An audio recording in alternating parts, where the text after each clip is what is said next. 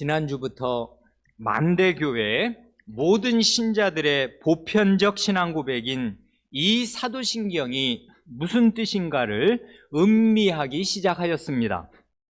지난번에는 사도신경의 첫 조항, 곧 전능하신 아버지 하나님, 천지의 창조주를 나는 믿사오며 하는 고백이 무슨 뜻인가를 함께 생각하였습니다. 이 사도신경의 첫 고백에 대하여 우리 하이델베르크 요리문답 26문은 고백하기를 창조주 하나님께서 전능한 능력으로 구원의 언약을 이루셔서 예수 그리스도로 말미암아 나의 하나님, 나의 아버지가 되신다 하는 뜻이라고 고백합니다. 그래 이 두 신앙 고백, 사도신경과 하이델베르크 요리문답이 둘 다 참 아름답고 바른 신앙 고백이 됩니다. 그 중에서도 이 하이델베르크 요리문답의 매력은 그전 천몇백 년을 이어져 내려온 이 간명한 사도신경의 뜻을 바르고 깊고 풍부하게 깨닫고 고백한 것이겠습니다. 지난주에 이어서 오늘은 하나님의 섭리를 고백하는 하이델베르크 요리문답 27문과 28문을 함께 고백하고 배우겠습니다.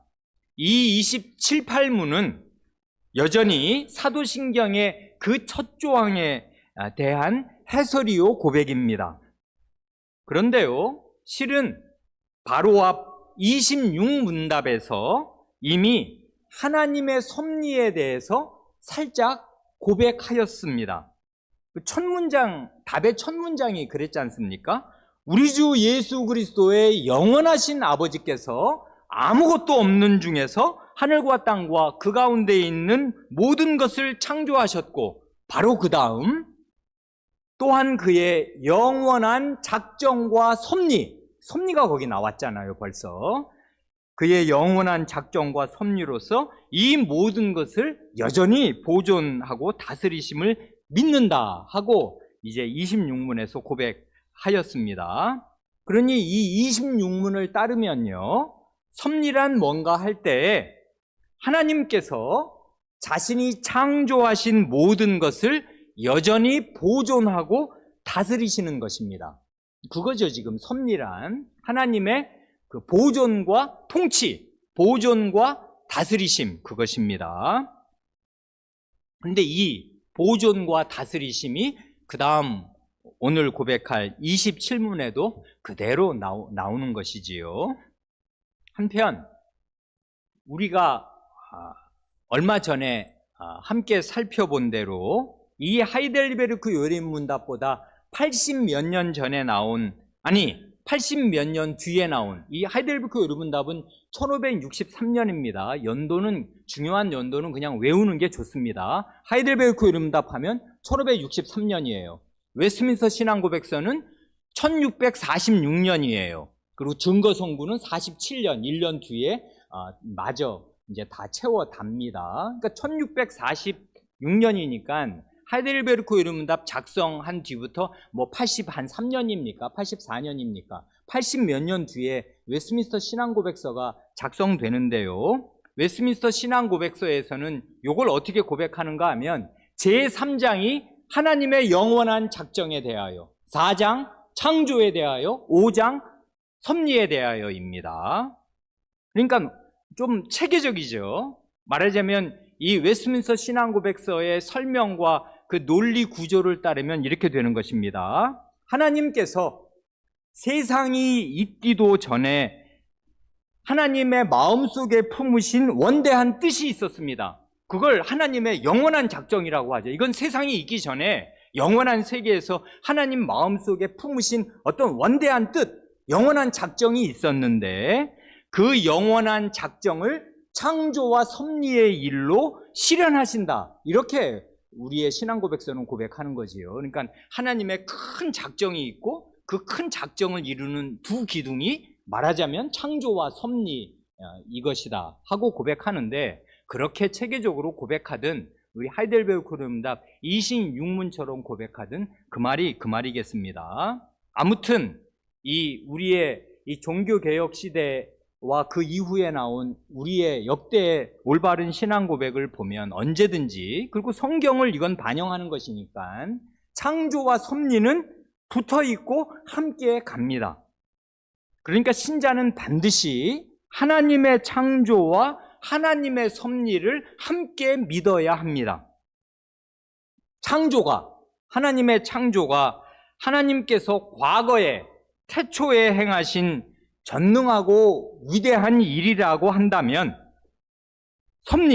하나님의 섭리란 하나님께서 현재 행하고 계시는 전능하고 위대한 일이겠습니다. 만약에 창조가 없었다면 하나님 이외에 아무것도 존재하지 않았을 것입니다.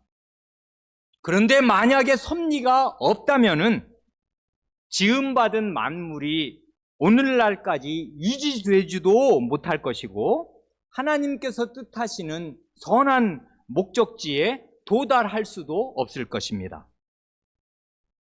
그런데요, 안타깝게도 서구 교회사를 보면 하나님을 믿었던 인류가, 왜 서양, 유럽은 전체가 원래 하나님 믿는 카톨릭 세계였지 않습니까? 다 로마교를 믿고 살아서, 종교개혁 시대에는 나는 삼위일체 하나님 안 믿는다 그러면 그냥 화형이에요. 그러니까 살벌하게 다 말하자면 명목상 다 전 유럽인이 다 신자였단 말입니다.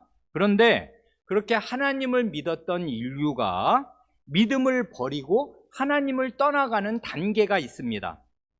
처음부터 다짜고짜로 하나님의 창조를 부인하는 게 아니고요, 처음에는 하나님의 섭리에 대한 믿음이 약해지기 시작합니다.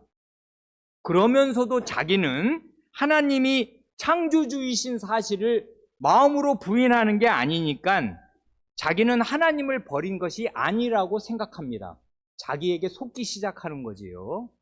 대학생쯤 되어서 교회에 안 나오기 시작하는 우리의 자녀들이 밟는 길이 이 수순이 대개 이와 비슷해요.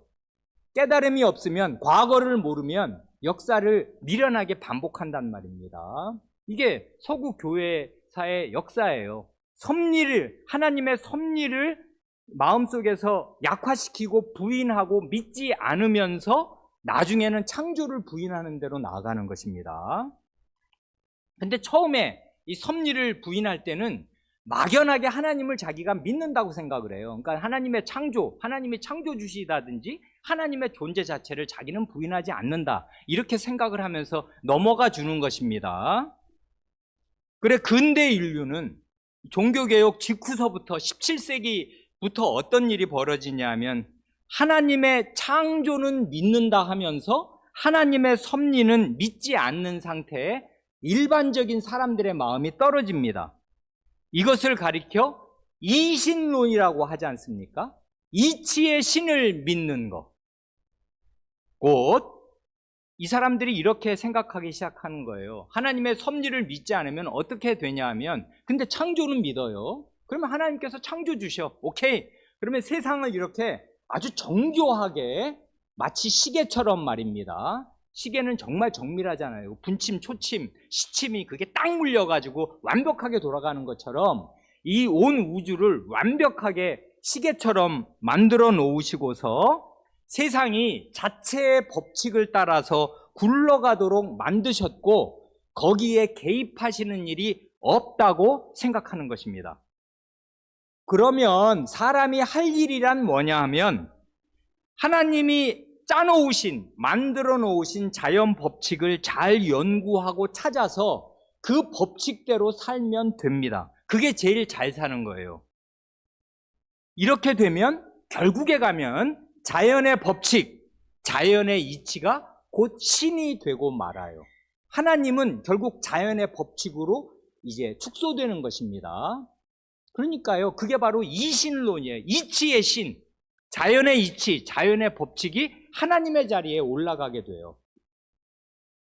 이런 생각으로 과학 문명을 비약적으로 발달시켜온 인류가 근대 말 현대에 이르게 되면은 하나님의 창조를 완전히 부인하게 되는 것입니다. 그러니까 이 수순이 있어요.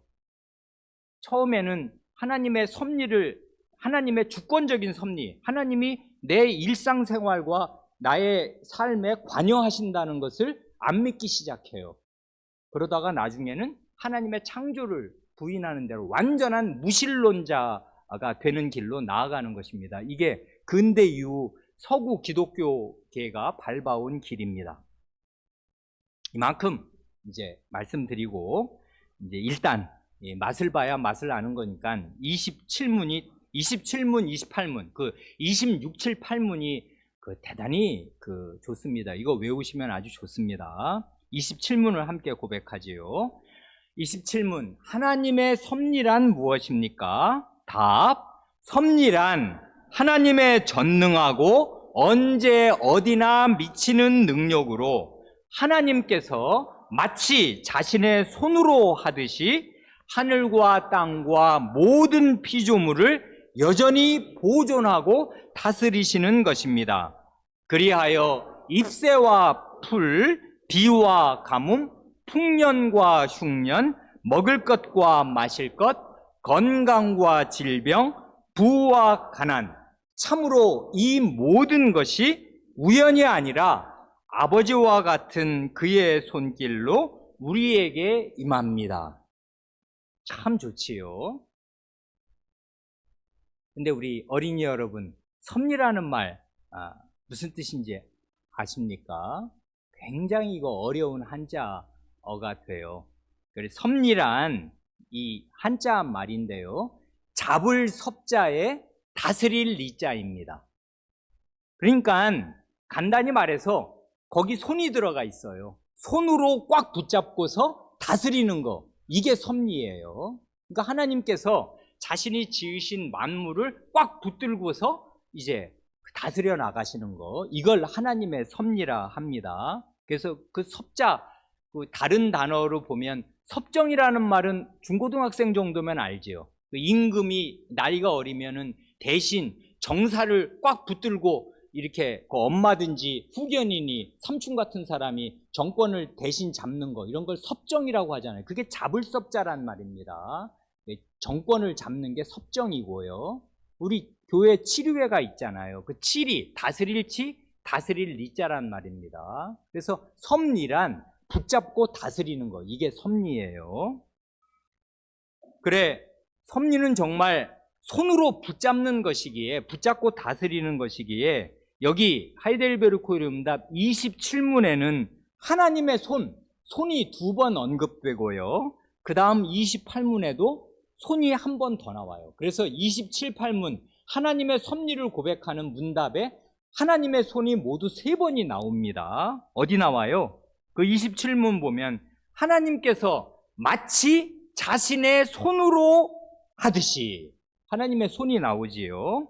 그리고 좀 마지막 부분으로 넘어가면 참으로 이 모든 것이 넘어가서 아버지와 같은 그의 손길, 아버지와 같은 하나님의 손길로 우리에게 임합니다. 27문에서 손이 2번 나온 거지요.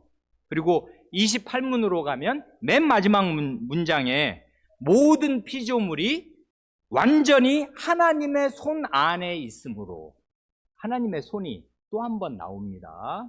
그러니까 이건 섭리, 이게 우리말로 공교롭게요, 이 섭리의 그 섭자하고 이 하이델베르크 이름답의 이 고백하고 아주 잘 맞아 떨어져요. 그러니까 하나님의 손이 3번 나온단 말입니다. 이 첫 번째 문장은 참 아름답고 좋지 않습니까? 섭리란 하나님의 전능하고 언제 어디나 미치는 능력으로 하나님께서 마치 자신의 손으로 하듯이 하늘과 땅과 모든 피조물을 여전히 보존하고 다스리시는 것을 섭리라고 한다, 이렇게 고백합니다. 그러니까요, 이 고백을 따르면 이건 완전히 성경적인 고백인데요, 하나님께서는 전능한 능력으로 이 세상 모든 일에 주권적으로 개입하십니다. 어떤 일이요? 나라가 흥하고 망하는 아주 큰 일에서부터 참새 한 마리가 그물에 걸려 생을 마감해서 시장에 나오는 아주 작은 일까지 하나님께서 일일이 다 관장하십니다. 그러니까 이러려니 그 모든 것을 동시에 살피시는, 뭐 지구 그러면 지구가 동그란데 이 북극과 남극은 정반대 아니에요? 그러니까 반대편에 있는 그 모든 사람들의 모든 활동과 그 마음자리, 이런 걸 일일이 동시에 다 살피시려니 이게 전능한 능력이 아니면 안 되고 언제 어디나 미치는 능력이 아니면 안 돼요. 그래서 하나님의 편재, 어디나 계심, 그걸 성경은 고백한단 말입니다. 누가 내게 보이지 아니하려고 자기를 은밀한 곳에 숨길 수 있겠느냐? 보라, 나 여호와는 천지에 충만하지 아니하냐 하고 만물을 충만케 하신다 할 때 그 진리가 가지는 한 가지 그 면이 뭐냐면 하나님이 모든 곳에 임재하시면서 지켜보신다, 그것입니다. 관장하셔요, 하나님께서. 그래서 어떤 때는 사람이 죄를 짓는 것을 가만히 지켜보시면서 뿌린 대로 거두게 하십니다. 그러니까 하나님의 섭리가 거기 없는 게 아니에요.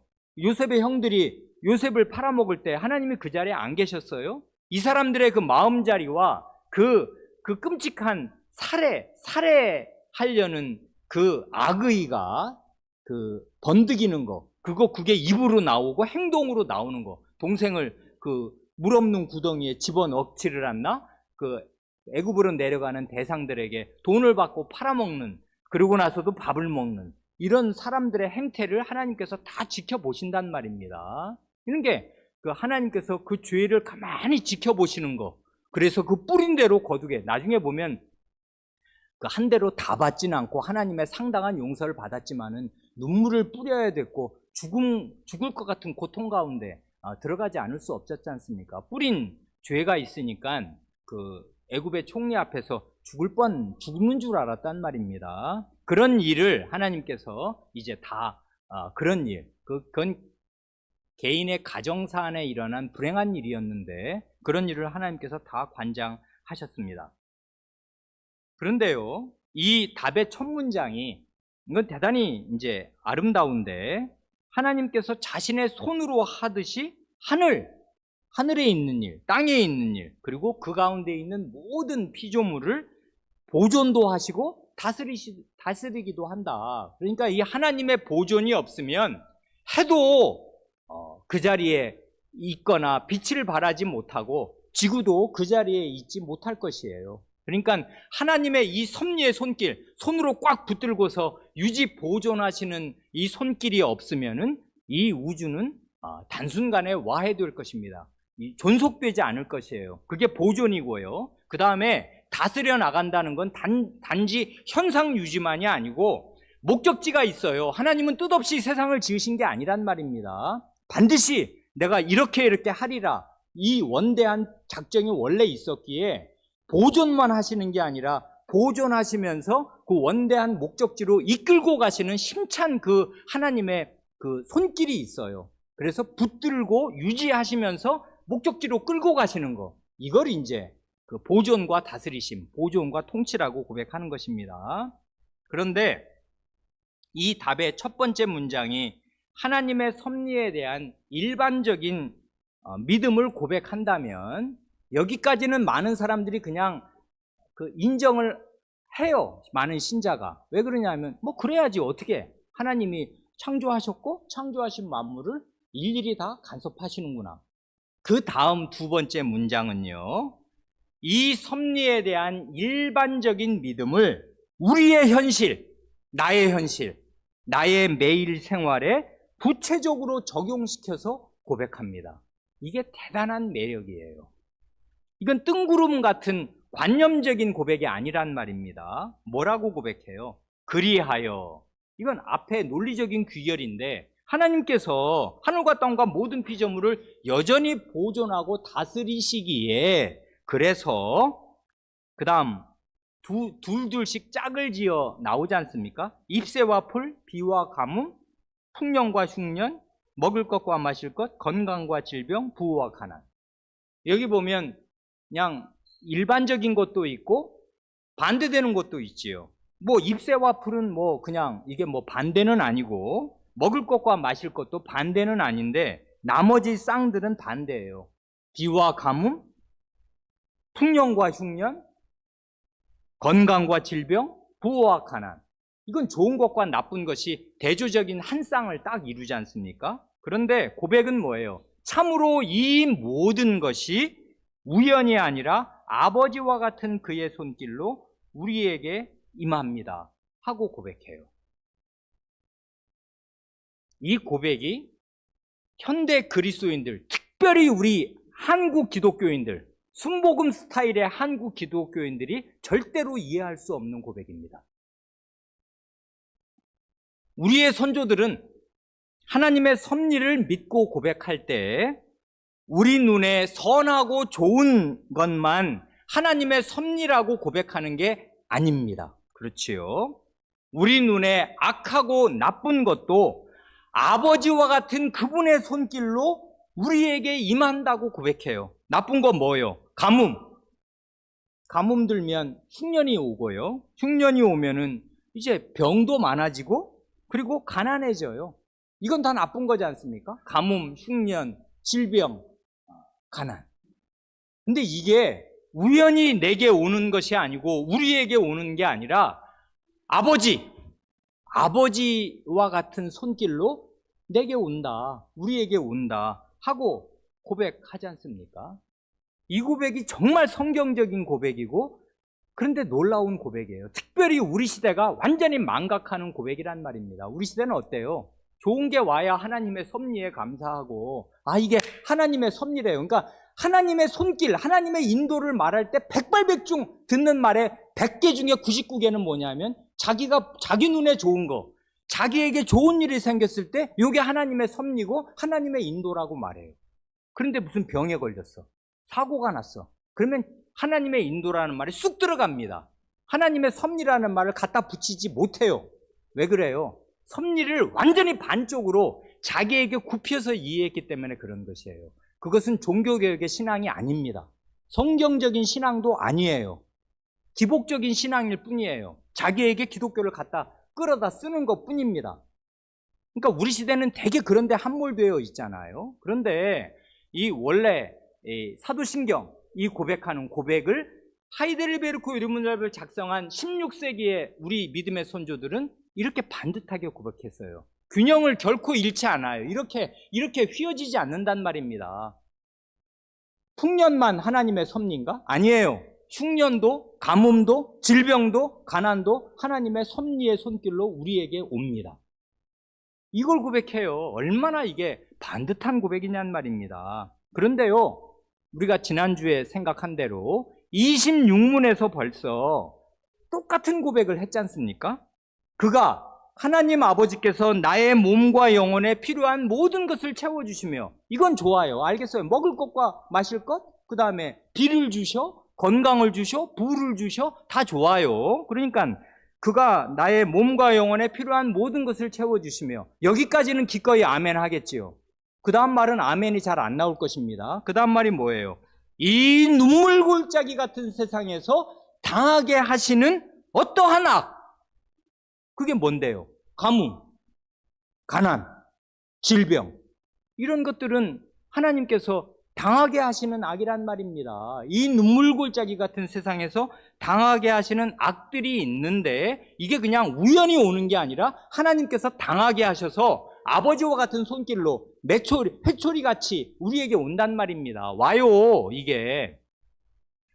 그래서 그런 것들을 합력하여 선을 이루게 하실 것을 나는 조금도 의심치 않는다 하고 26문에서 두 가지를 아울러서 균형 있게 고백했지요.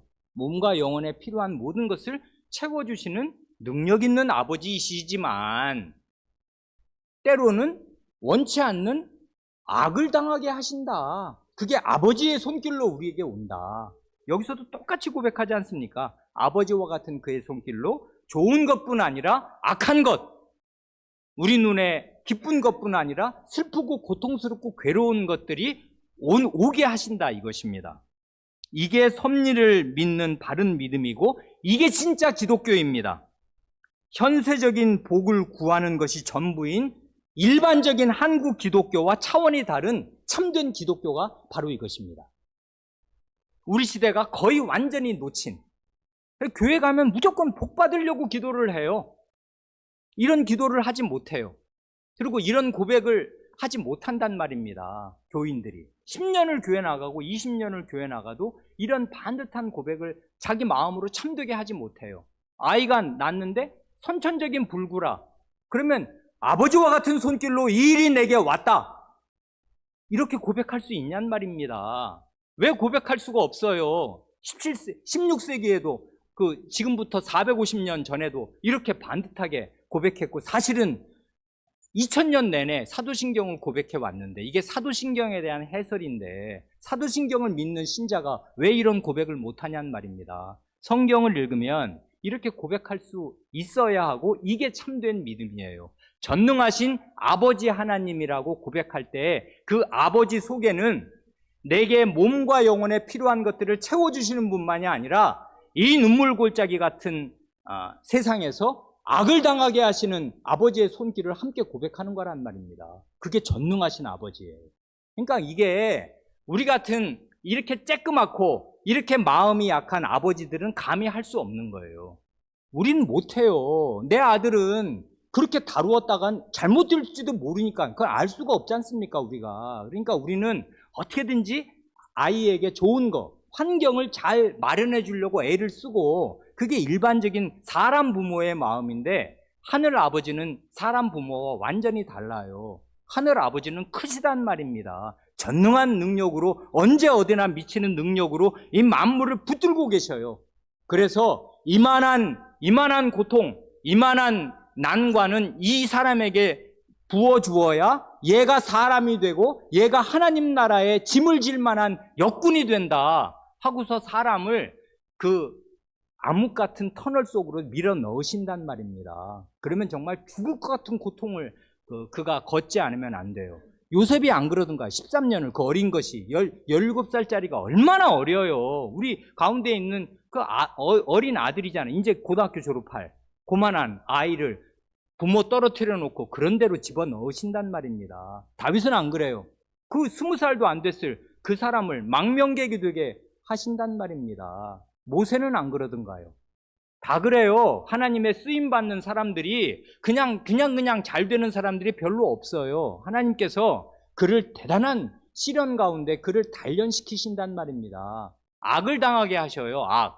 그건 죄악이라는 말이 아니고 나쁜 거죠, 나쁜 거. 경제적인 악, 신체적인 악, 사회적인 악, 이런저런 악을 당하게 하시도록 아버지의 손길로 그를 다루신단 말입니다. 이건 하나님의 전능하신 그 부성이 아니면은 우리로서는 상상하기도 어렵고 감당할 수가 없는 일이에요. 그러니까 섭리를 고백하는 거는 자기에게 뭘 굽혀서 내게 뭐 좋은 일이 생기라고 섭리를 고백하는 게 아니고, 하나님의 크신 그 아버지 밑에 납작 엎드리는 그 풀립 같은 아들, 딸들로 하나님의 주권을 인정하는 것이에요. 그리고 그 하나님께서 내게 무슨 일을 처결하시든지, 욥을 보세요. 그런 일도 하나님이 겪게 하시거든요, 구약시대인데도. 그런데 예수 그리스도가 죽으시고 부활하신 시대에 신자가 무슨 일을 못 겪겠습니까? 겪을 수 있어요. 전쟁도 겪는데요, 온 세계가. 그런 일 겪으면 어째 이런 일이, 그런 일 겪을 수 있어요. 하나님께서 악을 당하게 하신단 말입니다. 세계적으로나 국가적으로나 개인적으로. 그럴 때 섭리를 고백하는 믿음이 반듯하냐 기복적이냐에 따라서 그의 신앙, 그 있는 줄로 알았던 그 알량한 신앙이 확 무너지기도 하고 시련 속에서 정련되기도 하고 그러는 것입니다. 우리의 이 신앙 고백을 작성한 이 시대를 한번 생각해 보세요. 이 시대는 되게 어려운 시대예요. 1563년이면 그게 그 로마교 진영하고 전쟁을 하던 때거든요. 그리고 엄청 가난하고 대부분의 사람들 먹고 살기 어려운 그런 때에 이런 반듯한 신앙을 고백한단 말입니다. 오늘 본문으로 우리가 사도행전 그 4장 23절을 읽었지 않습니까? 거기 공회에 체포되었던 사도들이, 이건 큰일 날 뻔 알았어요. 잘못하면 이 공회는 어떤 공회예요? 얼마 전에 예수님을 살해했던 그 공회예요. 전혀 그 입장과 태도가 바뀌지 않았단 말입니다. 그 사람들에게 이 대표 사도가 잡혀 들어갔어요. 이제 큰일 났어. 교회는 이제 목사가 갑자기 끌려가가지고 죽을 뻔 알면은 교인들의 마음이 어때요? 야, 우리 이제 어떡하냐? 이렇게 생각할 거 아닙니까? 근데 이제 석방이 됐어요. 그래서 자기가 그 제사장들과 이 장로들, 공회 앞에서 당한 일, 들은 말들을 교회 앞에 다 보고하고 나니까 기도합니다. 함께 기도하잖아요. 그래서 거기 그 중에 이 멋진 말이 나옵니다. 하나님의 섭리를 어떻게 이해하는가? 초대교회가 하는 거. 사도행전 4장 27절 이하, 27절, 28절을 읽으면 이렇지 않습니까? 과연 헤롯과 본디오 빌라도는 이방인과 이스라엘 백성과 합세하여, 이건 말이 쉽지. 이게 세상 권력 전부잖아요. 지금 이스라엘 사람이 당하는 최고 권력은 헤롯 왕, 자기네 나라 이스라엘의 왕, 그리고 본디오 빌라도는 그보다 더 높이 있는 그 로마 총독. 이러면 그게 전부잖아요. 전부. 우리나라 같으면 뭐 고종 황제에다가 일본 총독. 이거 뭐 그냥 식민지 치하에서 그 이상 권세는 없단 말입니다. 아주 무서운 현실 세력이에요. 헤롯과 본디오 빌라도는 이방인과 이스라엘 백성과 합세하여 하나님께서 기름 부으신 거룩한 종 예수를 거슬러, 그 다음 말이 28절이 아주 멋지단 말입니다. 하나님의 권능과 뜻대로 이루려고 예정하신 그것을 행하려고 이 성에 모였나이다. 예루살렘 성에 그 자들이 왜 왔나? 헤롯은 왜 있으며 본디오 빌라도는 왜 있나? 그리고 우리 교회를 인도하는 작은 목자들인 이 사도들은 왜 붙잡혔나? 하나님께서 권능과 뜻대로 이루려고 예정하신 그것을 행하려고 이 사람들은 수족이 돼서 그런 반대짓을, 거역하는 짓을, 반역하는 짓을 하는 것뿐이다. 이들은 하나님의 손바닥 안에 있다. 이렇게 지금 고백하는 거지 않습니까? 굉장히 위태한 일을 당했고 사실은 예수 그리스도께서 죽으셨어요. 끔찍한 일이죠, 그거는. 그런 일이 알고 보면 하나님의 큰 손바닥 안에서 이 자들은 하나님이 권능으로 하나님의 뜻대로 예정하신 그것을 행하려고 여기 이성에 모인 것뿐이다. 자기들이야 모르고 자기들은 자기 욕심대로 악의를 발산하는 것뿐이지만 하나님의 손 안에서 그런 그들의 그 질펀한 악과 용서받지 못할 악들과 죄악을 쓰셔서 하나님의 뜻을 이루시는데, 그 하나님의 뜻이란 성도의 구원이지 않습니까? 그들의 악을 쓰셔서 성도들을 구원하셨어요. 그리스도를 죽이시고 부활시키셔서 구원자가 되게 하셨단 말입니다.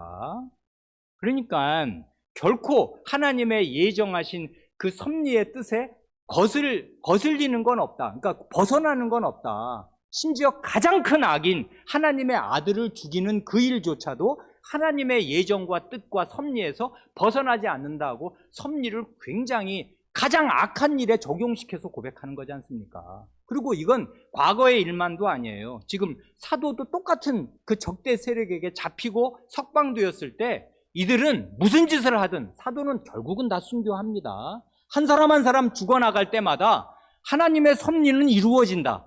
이들이 우리 사도의 피를 뿌리는 것은 하나님께서 예정하신 그 뜻을 이루는 도구밖에 안 되는 거다 하면서 교회는 밀고 나온 것이에요. 이 초대 교회 때부터. 그러니 뭐 자기한테 좋은 일이 생긴다고 할 때만 하나님의 섭리를 고백하고 하나님의 인도를 말하냔 말입니다. 안 좋은 일이 생길 때, 병이 생길 때, 큰일 났을 때, 그럴 때 하나님의 섭리를 곰곰이 묵상하고 참되게 믿는 것이에요, 신자는. 그 다음 28문은 이렇게 섭리를 믿으면 좋은 점이 뭐냐, 그걸 또 말해요. 왜? 이 하이델베르크 요르문답은 굉장히 실제적이면서 우리에게 위로를 줍니다. 그래서 하이델베르크 요르문답 전체가 위로의 복음이에요. 어떤 위로를 주는가요? 함께 고백하고 잠깐 살펴보지요. 28문. 하나님께서 모든 것을 창조하시고 섭리로서 여전히 보존하심을 아는 것이 우리에게 어떤 유익을 줍니까? 답.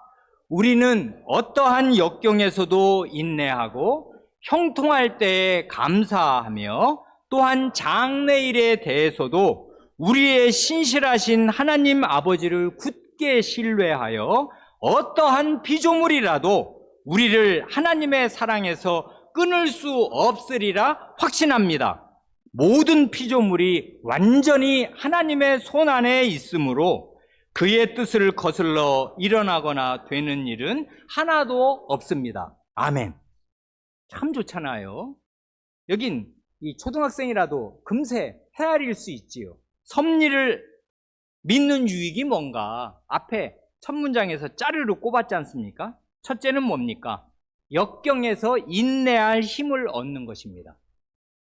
저는 이게 대단히 매력 있어요. 아, 우리 조상들은 사는 게 힘들었구나.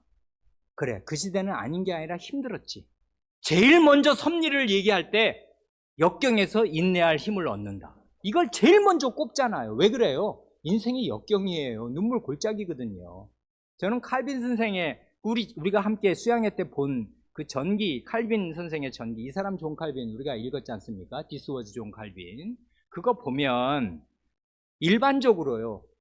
칼빈은 얼마나 크게 쓰신 인물입니까? 지난 500년 동안 500년에 바로 최근 500년을 따지면 이 사람보다 더 큰 사람은 아마 없었다고 봐도 좋을 겁니다. 그렇게 큰 사람이고, 근데 30년을 채 사역을 못했어요. 50 몇 살에 죽었지 않습니까? 너무나 아까운 나이에 죽었는데 이제 죽기 전에 그가 이제 그 모든 어려움을 뚫고서 간신히 이제 제네바 시민들의 마땅한 존중을 얻어요. 그래서 처음에는 엄청 반대했지 않습니까? 걔 이름을 칼빈이라고 지으면서 모욕을 하지. 야, 칼빈 쫑쫑 이리 와라 막 이러면서 일부러 모독을 하기도 하고 수모를 엄청 당하고 쫓겨나기도 했지 않습니까? 그런데 나중에는 이제 꾸준히 하나님 말씀을 계속 가르치니까 그 말씀이 이 사람들의 마음을 설복해서 시민들 대부분의 마음을 얻어요. 그러면은 좀 그게 개혁 진영의 보루가 되고 중요한 진지니까 잘 되면 좋을 것 같지 않습니까? 안 돼요. 어떻게 되냐 하면 전 유럽에 역병이 돌거든요. 제네바에 그냥 사람들이 거의 다 죽어나가고 막 그래요. 쑥대밭이 돼요. 한마디로 시가. 왜 그러냔 말입니다. 좀 도와주시지. 우리 생각엔 말이에요. 이렇게 큰 개혁자가 이렇게 큰 개혁을 하려고 그러면 탄탄대로를 걸어서 이 교회가 좀 번성하게 해주시지. 웬 역병이 그 막판에 그 이제 모든 개혁의 성과가 쌓이려고 할 바로 그때 또 역병이 도네. 이게 우리 인생이고 하나님의 다 헤아릴 길이 없는 섭리의 손길이에요. 그러니 제일 먼저 섭리를 믿는다면 어떻게 하는 것이냐면 모든 역경에서 인내하는 것이에요.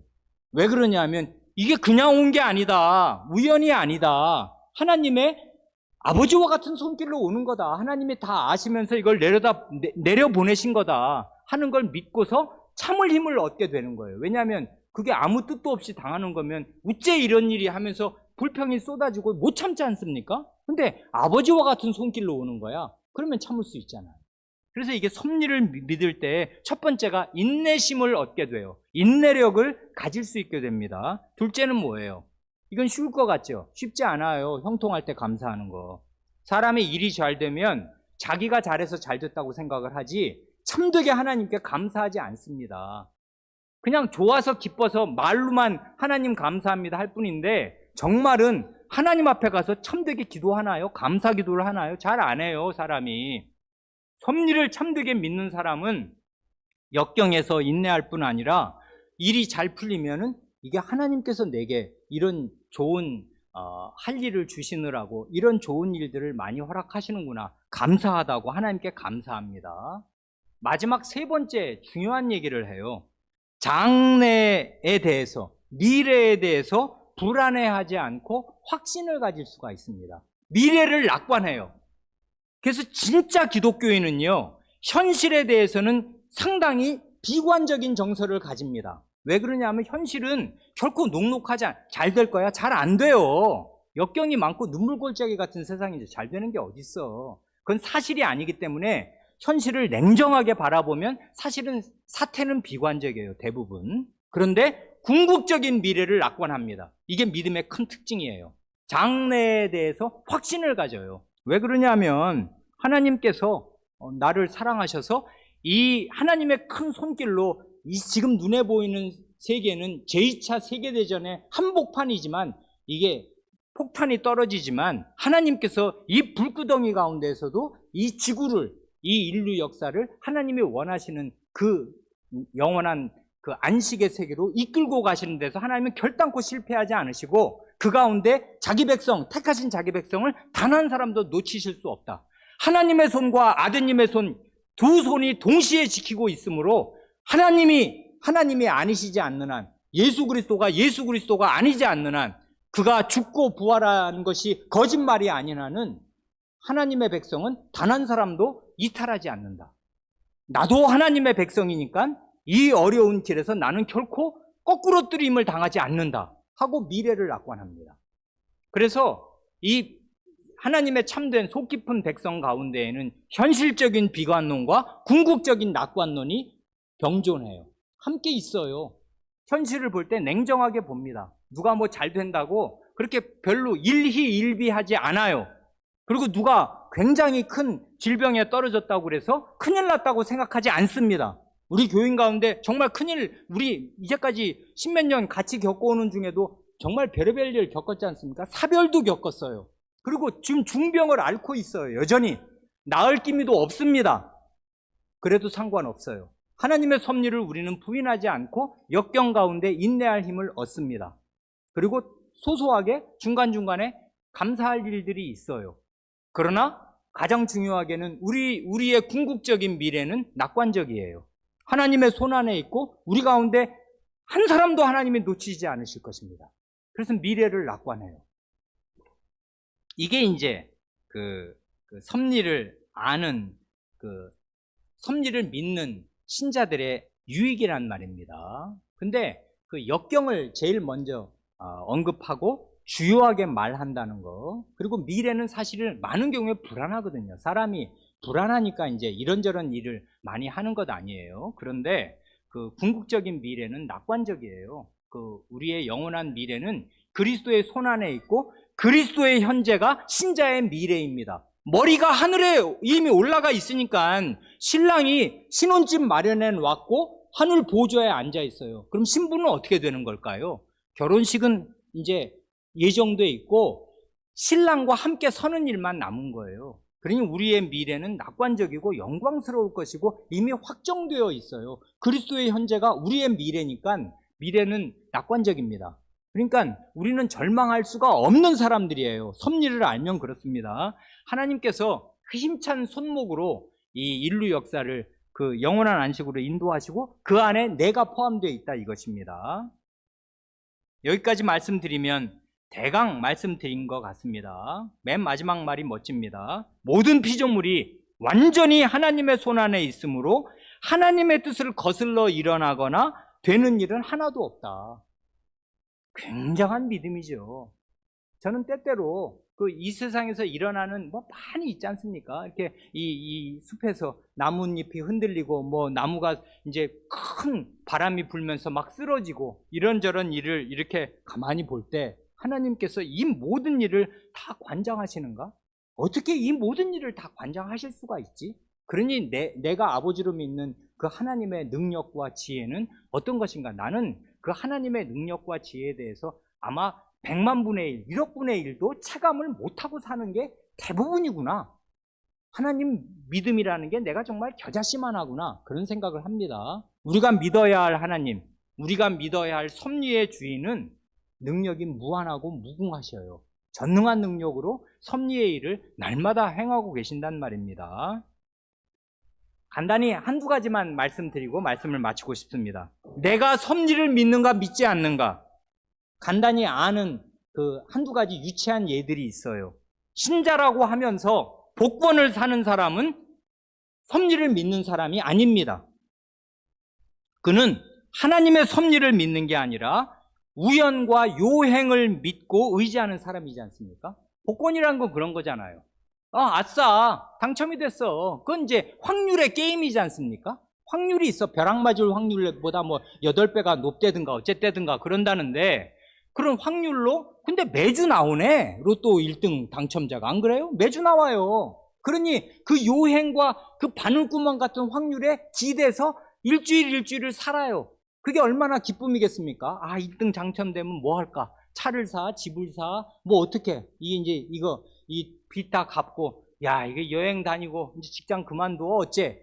기쁜 상상을 하면서 일주일을 보내다가 꿈이 깼네. 또 다른 꿈을, 또 다른 꿈을, 또 다른 꿈을. 그 꿈으로 연명해서 살아요. 우리나라 많은 서민들이. 불쌍하지요. 그럴 때 27문의 마지막이 뭐예요? 참으로 이 모든 것이 우연이 아니라 아버지와 같은 손길로 우리에게 임한다. 가난이든 부든 어떤 것이든 우연이 아니다. 우연은 없다. 이렇게 고백하는 사람이 우연과 요행에 기대는 것이에요. 자기 미래를. 그런 사람은 사실상의 무신론자예요. 이런 걸 보고 실천적 무신론자라고 하지 않습니까? 행동으로 나는 하나님 안 믿는다는 걸 행동으로 표시하는 사람이에요. 복권의 신, 재물의 신을 믿고 요행의 신을 믿습니다. 요행수를 믿어요. 그런데 이런 말이 있어요. 행운은 받을 자격 없는 바보들에게만 온다. 그런 말이 있습니다. 그 말이 아마 사실인 것 같습니다. 그런 바보들에게만 행운이 가요. 그러면 또 다른 바보들은 저런 행운이 오는구나. 확률이 있네. 그 바늘끝 같은 확률 4개도 하면서 그걸 기대고 이 인생을 살아간단 말입니다. 우리는 그런 걸 믿지 않습니다. 복권을 사지 않아요. 아버지와 같은 하나님, 아버지와 같은 게 아니라 아버지이신 하나님을 믿고 살아요. 하나님의 그 심찬 손목을 믿고 살아요. 그러니 믿는 사람은 복권을 사지 않습니다. 신자라고 하면서 오늘의 운세를 보거나 점집에 다니는 사람은 섭리를 믿는 사람이 아닙니다. 별점을 보거나 누가 뭐라고 한다더라. 그런 걸 믿는 사람은 섭리를 믿는 사람이 아니에요. 가장 중요한 게 뭔지 아십니까? 신자라고 하면서 진지하게 기도하지 않는 사람은 섭리를 믿는 사람이 아닙니다. 왜 그러냐 하면 섭리란 뭐예요? 아버지의 개입이거든요. 개입이란 뭐예요? 법칙에 맡겨두지 않는다 그것입니다. 법칙 자체를 하나님이 내신 것도 사실이지만 이 법칙의 운용을 하나님 자신이 하시는 거예요. 그러니까요, 그 하나님은 어떤 분이냐면 우리의 기도를 들으시는 분이에요. 그러니까 사실상 기도를 안 하는 그 심리의 근본을 살피면 뭐냐면 이신론자이기 때문에 기도를 안 하는 거예요. 왜 그러냐면 될 일은 되고 안 될 일은 안 돼요. 법칙대로 되니까. 법칙이 정교하게 짜여져 있어. 그러니까 내가 아무리 기도를 해봐야 될 일은 되고 안 될 일은 안 돼. 이러면 그게 이치의 신을 믿는 거거든요. 이신론. 안 그래요? 그런데 기도란 뭐예요? 법칙이 정교하게 짜여져 있지만 이 법칙을 내시고 하나님께서 세계를 다스리시는 가운데 자기 자녀가 나와서 간곡하고 절실하게 하는 기도에는 하나님이 귀를 기울이시고 그 기도를 하지 않았더라면 하지 않으실 일을 하나님이 해주시기도 한다. 이게 기도거든요. 아브라함이 롯을 위해서 그렇게 간곡하게 기도하지 않았는데 하나님이 롯을 그 불구덩이에서 구해주셨을까요? 그럴 리가요. 롯은 원래 그런 구원을 받을 자격이 없는 사람이에요. 그 사람 하나는 어떻게 의인으로 살았는지 모르지만 그의 2딸이나 아내나 그 사위들 보세요. 사는 행태들이. 그게 구원받을 만한 사람들로 산 것인가? 아니거든요. 그런데 하나님께서 아브라함의 그 간곡한 기도, 자기의 혈족, 그리고 같은 믿음을 가진 연약한 형제를 향한 그의 간곡한 기도, 그리고 겸비한 기도를 들으시고서는 하나님이 결단코 그 기도를 물리치시거나 아이 귀찮다 하시지 않고 그 기도를 가만히 들으시고서 그 불구덩이를 소돔에 내려 보내시는 그때에 아브라함을 기억하시거든요. 아브라함을 생각하시고 롯을 구해주시고 롯에게 딸린 사람들을 구해주셔요. 그 롯의 아내는 자기 욕심대로 된 것뿐이지만 원래 롯에게 속해 있었기 때문에 욕심을 부리지 않았으면 롯의 아내도 당연히 구원받았을 것이란 말입니다. 롯의 2 딸들처럼. 그러니까요, 하나님께서 섭리를 믿는다는 거는 추상이 아니에요. 섭리를 믿으면 어떻게 해야 돼요? 기도해야죠, 하나님께. 왜냐하면 개입하시는 하나님이거든요, 역사에.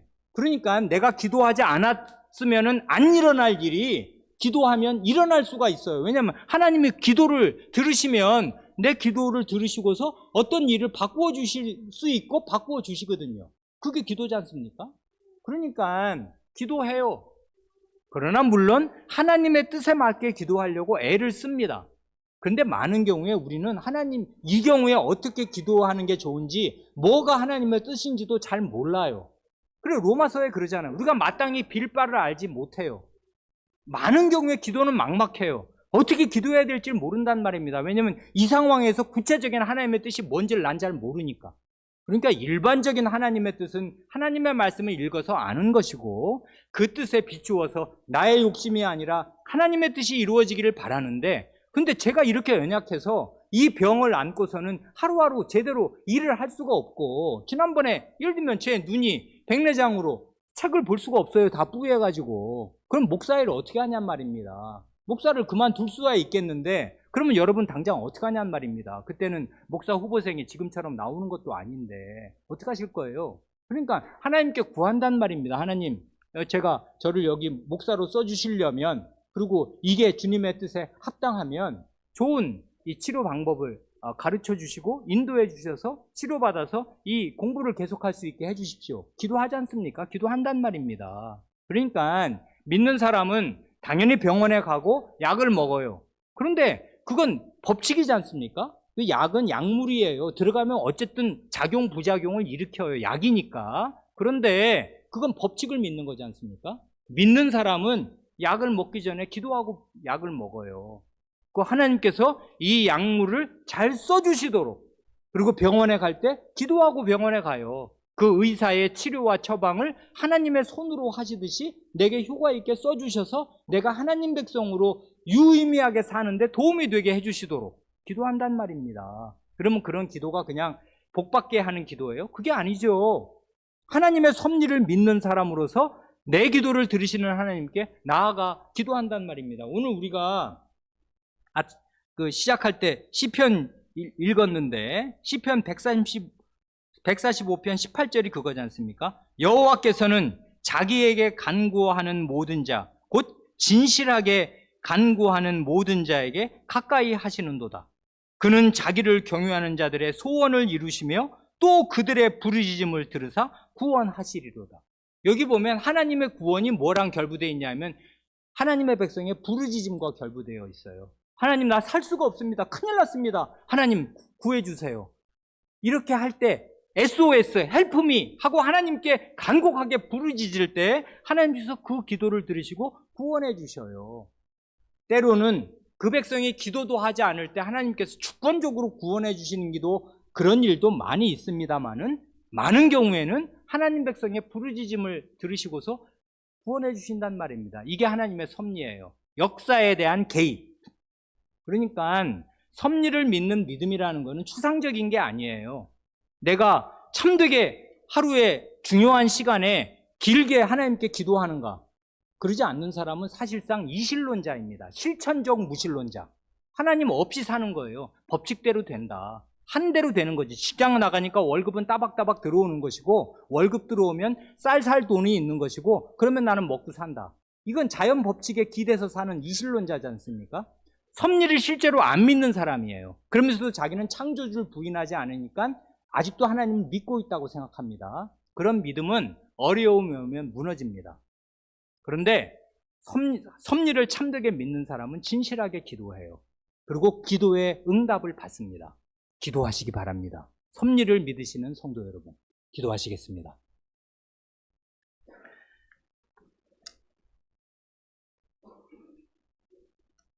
하나님 아버지, 저희의 16세기의 믿음의 아비들은 그전부터 내려오던 사도신경에 전능하신 아버지 하나님, 천지의 창조주를 내가 믿사오며 라는 이 첫 조항을 고백하면서 이렇게 아름다운 언어로 하이델베르크 요음답 26문, 27문, 28문에 걸쳐서 이렇게 하나님의 창조와 섭리며 나의 아버지 되시는 사실을 아름답게 고백하였습니다. 이것은 아름다운 고백이지만 결코 목가적인 데서 편안한 데서 나온 고백이 아니요, 때로는 전쟁을 겪고 때로는 가난과 그 무수한 질병과 흑사병을 겪으면서 이런 아름다운 고백을 한 것이오며 역경 가운데 인내할 힘을 하나님께로부터 받으면서 이런 고백을 한 것인 줄로 믿습니다. 저희 교회 안에도 언제 나올 줄 알지 못할 중병으로 장기간 지속적으로 고생하는 교우들이 있고, 경제적인 어려움에 시달리는 교우들이 있고 정신적인 고통으로 오래 고생하는 교우들이 있는 것을 주님께서 아십니다. 섭리의 주인께서 아버지와 같은 손길로 이런 질병과 가난과 고통을 저희에게 보내실 때 이 역경에서 인내할 수 있게 하시고 순경을 만날 때 하나님께 참되게 감사하게 하시며 미래에 대한 낙관으로 소망을 굳게 잡고서 저에게 닥친 어려움을 이길 수 있는 힘을 주시기를 구합니다. 그럴 때 하나님 앞에 매일 진실하게 나아가 참되게 기도하는 사람들이 다 되게 하여 주시고 기도의 골방에서 하나님을 참되게 만나 하나님 아버지 되심을 늘 경험하는 자리에 있어서 저희의 믿음이 관념이나 이론에 그치지 않고 생생한 하나님과의 관계로 매일 확증될 수 있게 하여 주시기를 구합니다. 우리 구주 예수님의 이름으로 기도합니다. 아멘.